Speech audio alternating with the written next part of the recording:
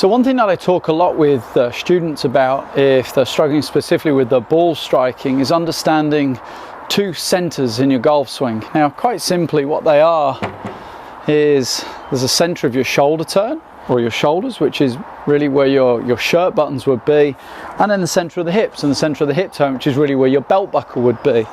And if we start struggling a little bit with the ball striking, there's a really good chance that these two centers, center of the shoulder, center of the hips, are no longer staying on top of each other during the swing.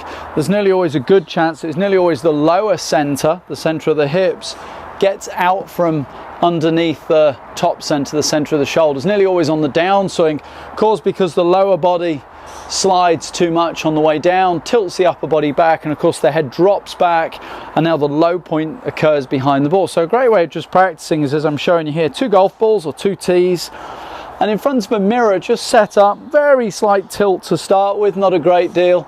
Rotate into your backswing, and we'll see here at the top of the swing, those two centers are pretty much on top. Now, as we start down, rather than this look where that lower center really shoots out, what we want you to feel is you're going to keep the turn in place as you just sense that you're falling to the left. I'm not unwinding, I'm not spinning my hips, I'm just falling to the left, keeping these two centers on top of each other.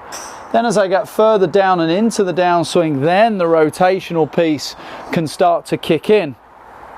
So it's avoiding too much of this lower body slide and just this feel like we're falling to our left. I'd like there's someone standing to the left of me here, and I'm going to do nothing more than just feel like I'm leaning into them. But understand that I've still got this turn, I'm still rotated as I'm starting down into my downswing, and then the latter part of the swing, then the rotation can kick in. If you can do this, we're going to keep the head more on top of the golf ball. That's going to help you get your low point out there in front of that golf ball.